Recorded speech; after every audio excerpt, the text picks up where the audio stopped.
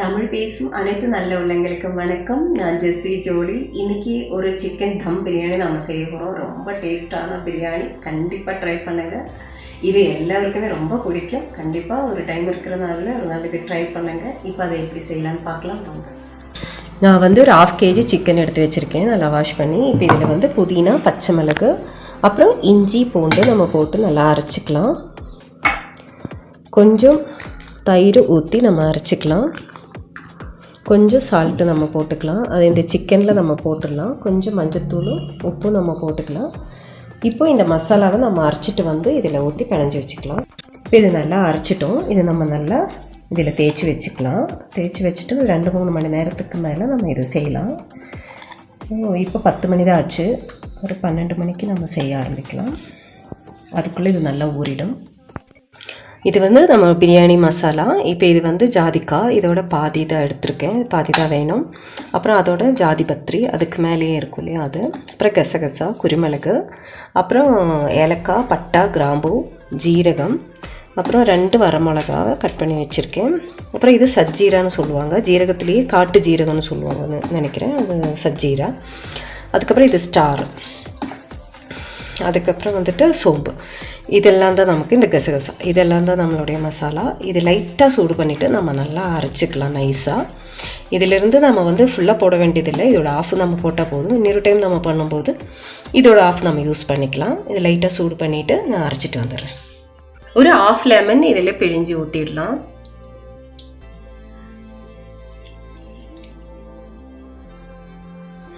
இப்போ நம்ம பொடிச்ச மசாலா வந்து மசாலாவிலேருந்து ஒரு 1.5 ஸ்பூன் நம்ம இதில் போட்டுக்கலாம்.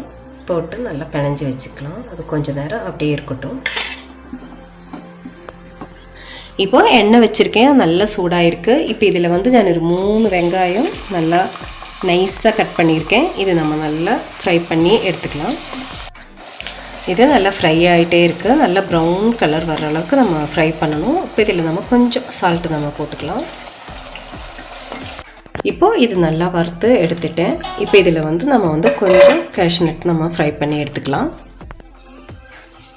இப்போது இதில் வந்து கொஞ்சம் கிரேப்ஸ் போட்டுடலாம், ட்ரை கிரேப்ஸு. இப்போ இது 2த்தையும் வறுத்து நம்ம எடுத்து வச்சுக்கலாம்.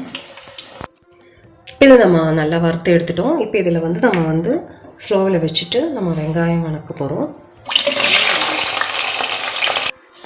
இப்போது வெங்காயம் நல்லா வணங்கிடுச்சு. இது இவ்வளோ வணங்கினா போதும், ரொம்ப நம்ம வறுக்கெல்லாம் தேவை கிடையாது. இப்போ நான் வந்து தக்காளி போடுறேன், ஒரு 3 தக்காளி நல்லா கட் பண்ணி போடுறேன். இப்போ இது நல்லா நம்ம வணக்கினதுக்கப்புறம், நல்லா வணங்கினதுக்கப்புறம் நம்ம வந்து மசாலா தேய்ச்சி வச்ச சிக்கன் நம்ம இதில் போடலாம். இப்போது இது நம்ம வறுத்ததை வந்து பாதி நம்ம எடுத்து நம்ம வந்து இந்த சிக்கன் நம்ம வந்து நல்லா மசாலா தடவி வச்சுருக்கோம், அதில் வந்து நல்லா பொடிச்சு போட்டுடலாம். மீதி இருக்கிறத நம்ம டெக்கரேஷனுக்காக நம்ம வச்சுக்கலாம். இப்போது இது வந்து நமக்கு வந்து இந்த சைடு வந்து வெங்காயம் நல்லா வணங்கிட்டே இருக்குது. இதுக்கு இவ்வளோ வணங்கினா போதும்.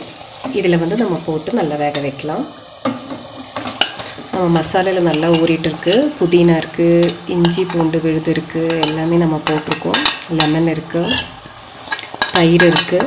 இப்போ இதில் நல்லா ஊறி இருக்குது. இப்போ இதெல்லாம் வந்து நம்ம இதில் போட்டு நம்ம 3 மணி நேரம் ஊற வச்சுருக்கோம். இப்போ இது நல்லா வேக வச்சுக்கலாம். இது வந்து நல்லா வேகட்டும். இப்போ நம்மளுடைய சிக்கன் வெந்துகிட்டே இருக்குது. அதே சேம் டைம் இங்கே நம்ம வந்து தண்ணி கொதிக்க வச்சுருக்கோம். இப்போ இதில் வந்து நம்ம வந்து 2 கிளாஸ் ரைஸ் போட போகிறோம். இது வந்து அளந்தெல்லாம் இந்த தண்ணி வைக்கல. எப்போவுமே ஒரு கிளாஸ் அரிசிக்கு 2 கிளாஸ் தண்ணி தான் பாஸ்மதி ரைஸுக்கு. நான் வந்து கொஞ்சம் அதிகமாக தண்ணி வச்சுருக்கேன். ஏன்னா நம்ம வந்து இது வடிக்கலான்னு பிளான் பண்ணியிருக்கேன். இந்த ரைஸை நம்ம வந்து நல்லா வெந்ததுக்கப்புறம் வடிச்சிக்கலாம் அப்படின்னு தான் பிளான் பண்ணியிருக்கேன். இப்போ இதில் வந்து ஏலக்காய், அப்புறம் வந்துட்டு இந்த ஜாதி பத்திரி, அப்புறம் இந்த ஸ்டாரு, இதெல்லாம் 2 நான் அதில் போட்டிருக்கேன். தேவையான அளவுக்கு நம்ம உப்பு போடணும். இந்த தண்ணியில் உப்பு மிக்ஸ் பண்ணதுக்கப்புறம் உப்பு கரெக்டானு கொஞ்சம் செக் பண்ணிக்கணும். அப்போ தான் ரைஸில் வந்து உப்பு இருக்கான்னு பார்க்க முடியும். அதுக்கப்புறம் ஒரு லெமனோட ஜூஸ் நம்ம வந்து இதில் ஊற்ற போகிறோம். இனி இது நல்லா கொதிக்கட்டும். ஒரு 1/2 பாயில் ஆனதும் நம்ம வடிக்கலாம்.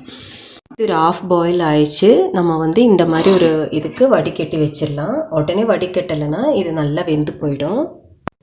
இப்போ நம்ம வந்து ரைஸை நல்லா இந்த மாதிரி வடிகட்டிட்டோம். ரைஸ் வந்து நம்ம வந்து அப்படியே அந்த தண்ணியிலே வச்சுட்டு இருந்தோன்னா சீக்கிரமாக வெந்து அப்படியே குழஞ்சி போயிடும். அதனால் இப்படி இருக்கும். இது உதிரி உதிரியாக இருக்குது, ரொம்ப நல்லாயிருக்கு. இப்போ நம்மளுடைய சிக்கன் நல்லா வெந்துருச்சு.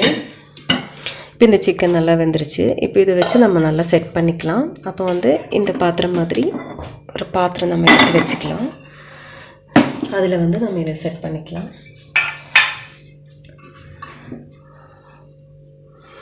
இப்போ நம்மளுடைய இந்த சிக்கனை வந்து நம்ம இதில் போட்டுக்கலாம்.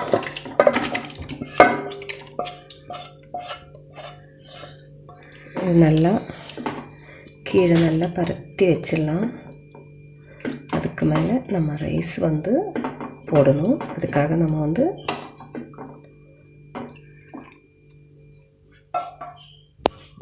இப்போ இந்த ரைஸ் நம்ம கொஞ்சம் கொஞ்சமாக எடுத்து இதுக்கு மேலே அப்படியே செட் பண்ணிக்கலாம்.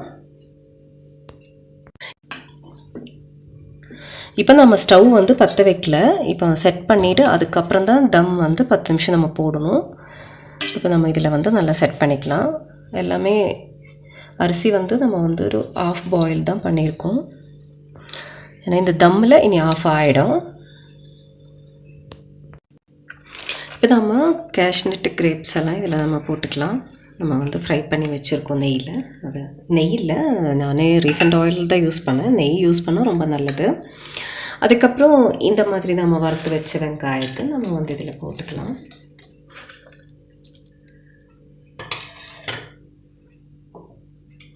அதுக்கப்புறம் நம்ம வந்து ஒரு கலருக்காக நம்ம வந்து ஒரு பிளேஸில் வந்து கொஞ்சம் மஞ்சள் கலக்கின தண்ணி, நான் இது வந்து ரோஸ் வாட்டரில் கலக்கியிருக்கேன். இந்த மாதிரி 2 சைடில் மட்டும் ஒரு பிளேஸில் நம்ம வந்து ஊற்றிக்கலாம். இப்போ வந்து நம்ம அதுக்கு மேலே நல்லா மூடி வச்சுக்கலாம். நம்ம நெய் வேணும்னா நெய் ஊற்றிக்கலாம். இப்போ வந்து நம்ம நல்லா மூடி வச்சுக்கலாம். இப்போ இது நல்லா மூடிட்டு நம்ம வந்து சிம்மில் 10 மினிட் நம்ம வந்து போடணும். இது இப்போ ஏர் போகாமல் இருக்க நம்ம வந்து நம்மக்கிட்ட சப்பாத்தி மாவு இருக்குன்னா அதை அப்படியே நம்ம வந்து இப்படி வச்சுக்கலாம். இதில் வந்து ஏர் போகாமல் இருக்கிறதுக்காக இது வந்து ரொம்ப நல்லா க்ளோஸ் பண்ணிக்கலாம்.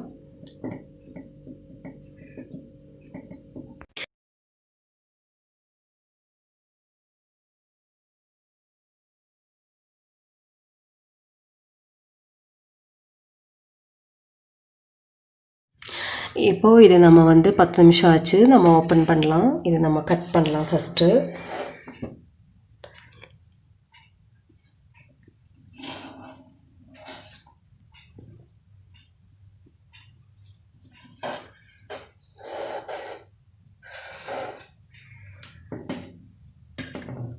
നമ്മുടെ ദം ബിരിയാണി സെറ്റ് ആയിடுச்சு. சூப்பராக செட் ஆகிருக்கு. இப்போ நம்ம அது ஒரு பிளேட்டுக்கு எடுக்கலாம்.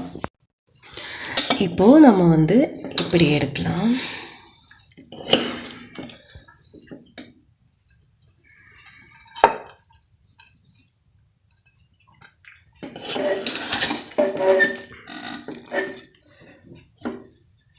நம்ம மசாலா வந்து அடியில் இருக்குது.